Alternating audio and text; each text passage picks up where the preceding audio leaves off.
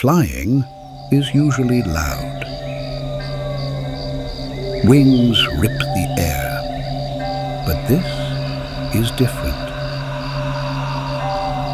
Look closer.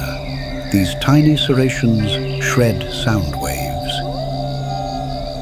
turning a violent flight into absolute silence.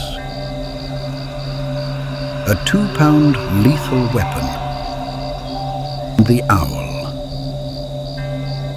And it doesn't even need to see its target. Its ears are highly asymmetrical. One sits significantly higher on the skull than the other, allowing its brain to calculate a flawless 3D grid of sound, moving at 30 miles per hour, generating exactly 0 decibels.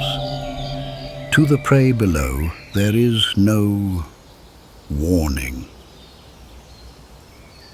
No rustle, no sound, just an immediate game over.